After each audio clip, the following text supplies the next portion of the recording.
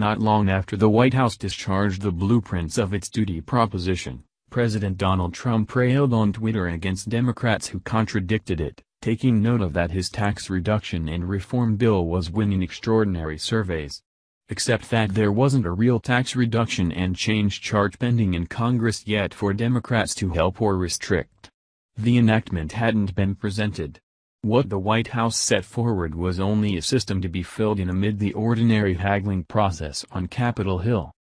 That was after the president tweeted that the endorsement process for his expense change bundle would soon start, which, once more, isn't the means by which Congress works.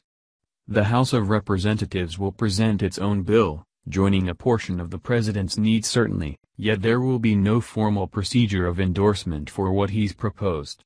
Some of his favored arrangements won't not make it into the last bill by any means. It's conceivable the president knew this, that his tweets were simply inelegant stating, and in any occasion we as a whole can get the significance of what he implied. On the other hand, it's additionally conceivable, and without a doubt there is abundant proof, that the leader of the United States truly doesn't comprehend the sacred procedure, or even American history, much by any means. This is a man, all things considered, who at 70 years old appeared to be amazed to discover that Abraham Lincoln was a Republican. So here's an abnormal inquiry, peculiar since in our current political culture the appropriate response is obscure. Does it matter regardless of whether the leader of the United States sees how the Constitution that chose him functions? Numerous Americans essentially don't appear to think about that inquiry, which I assume says an incredible arrangement in regards to the amount we anticipate from presidents nowadays. Or, on the other hand, how much confidence our nation has lost in any of our pioneers that the bar has fallen so low. As a matter of fact, it should matter to Trump's supporters that their champion does not appear to see how the established procedure functions, if, that is, they really need to finish any of their expressed objectives.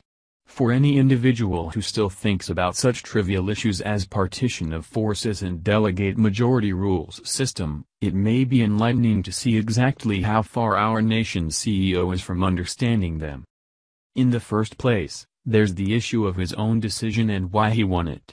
A couple of years back, private native Donald Trump assaulted the Electoral College, a framework that has been set up since the country's establishing to guarantee a voice was given to littler, less populated states, as a calamity for a majority-rule government. Obviously, had this fiasco been cancelled win of the 2016 race, Hillary Clinton would be leader of the United States today. Soon after he lost a well-known vote to Clinton, and obviously, Trump turned into a sponsor of the exceptionally same Electoral College, calling it really virtuoso, and guaranteeing erroneously to have won the biggest Electoral College avalanche since Ronald Reagan. Feeling delicate about his fairly sizable loss of the mainstream vote, Trump went ahead to Twitter gloat, "If the race depended on add up to well-known vote I would have battled in NY, Florida and California and won considerably greater and all the more effortlessly." This is likewise an aggregate misconception of the framework. What's more, probably false. Trump campaigned enthusiastically in Florida, going to it more than some other state, and scarcely won the prevalent vote there. Running hard in New York and California, the two states where Trump is extraordinarily disagreeable, likely would not have helped his prevalent vote add up to much, and in truth may well have removed vital time from states where he won, for example, Wisconsin and Michigan. On the off chance that he really saw how the Electoral College functioned, and what it was planned to do, which he obviously doesn't, the president could have made a substantially more quick-witted contention about his triumph, that he in certainty won the well-known vote in more states, 30, than Hillary Clinton, 20. Why this should matter to Trump supporters? Since if Trump doesn't see how he won in 2016, by what method will he make sense of how to win in 2020? Second, there's the matter of the administrative procedure, another component of our Constitution that is as far as anyone knows venerated by the moderates who voted in favor of Trump. A couple of months back, Trump assaulted that procedure as an antiquated framework with bygone guidelines. What enraged the president is the way that he can't go enactment through a Republican-controlled House and Senate. What's more, In truth, he has the most exceedingly terrible authoritative record of any president amid his initial 100 days since Franklin D. Roosevelt. In any case, that is not the blame of the Constitution, that is the blame of a poor administrative methodology. The president's proposed answers for these disappointments are, no doubt, very tricky. One arrangement, he has pondered, is to dispose of the delay tenets of the Senate requiring 60 votes to push ahead on considering different bits of enactment. The Senate must go to a 51-vote lion's share rather than current 60 votes. Indeed, even parts of full repeal require 60. 8 Dems control Senate. Insane. Trump tweeted after Obamacare revoke neglected to pass the Senate. Be that as it may, lifting the delay govern would not have helped pass Obamacare cancel, since the measure did not have the help of even 50 individuals from the Senate. Furthermore, the delay has been set up for a justifiable reason, to secure the rights and interests of the minority in the Senate. Truth be told, the delay has been depended on and conveyed ordinarily to stop what preservationists saw as liberal abundances when the Democrats controlled the Senate. Without the delay set up, firearm control measures, an utter detestation to Trump's base, and additionally movement changes that Trump supporters mark reprieve would in all likelihood have progressed toward becoming law amid the Obama organization when Democrats were responsible for Congress. To some degree less comprehended, the administrative delay additionally shields powerless swing state legislators from intense votes that would put their seats in risk. Trump's other authoritative fix is, seemingly, even less all-around considered, deliberately assaulting the very Republicans he needs to get enactment passed. Once in a while, for instance, has a sitting president so daringly and openly belittled and mortified the intense lion's share pioneer of the Senate, as Trump routinely has Mitch McConnell. Up until now, McConnell is significantly more inclined to be forced to bear a presidential broadside than, say, Chuck Schumer. Nor is there an outstanding history of accomplishment for presidents to pass enactment by debilitating to expel the key swing votes in Congress expected to complete something, as Trump has appeared to do with the Republican representatives, for example, Arizona's Jeff Flake.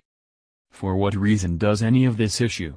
Trump's misconception of the administrative procedure and how things are done risks the majority of his supporters' needs, the divider, tax reductions, harder exchange strategies, harder movement bills etc.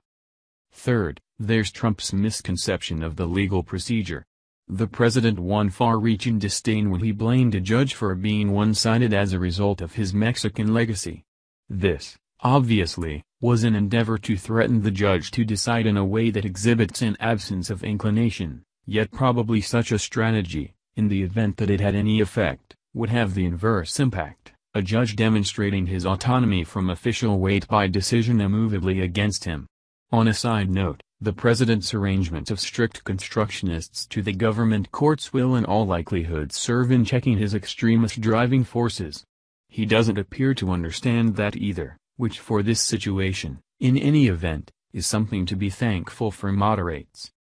Trump cleared into office opining about the need to change defamation laws to make it simpler to sue the phony news media.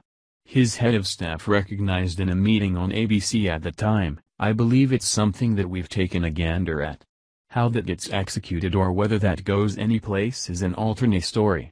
More as of late, the president vented, "For what reason isn't the Senate Intel Committee investigating the fake news networks in our nation to perceive any reason why such a large amount of our news is quite recently made up fake? This isn't the means by which the framework works. Libel laws are an issue for the states, and congressional boards of trustees are not in the matter of researching the news media for doing its activity. There's a lot of inclination in the predominant media. Yet it's difficult to consider Trump's cries of #fake news important when, to take only one late illustration, he's said to be secretly seething over reports that his own Secretary of State called him a numbskull while openly expelling those reports as false. Significantly more stupid, his sobs for activity against outlets detailing what ends up being erroneous data could simply be utilized against the news outlets he prefers. Without a doubt, making it simpler for Trump to sue or scare media outlets he doesn't care for would likewise make it less demanding for another president, say Barack Obama, to do likewise with moderate outlets. We moderates have since quite a while ago adored the First Amendment, so it is important that a Republican president would rather carelessly place it into peril. It should matter, that is, however it presumably doesn't.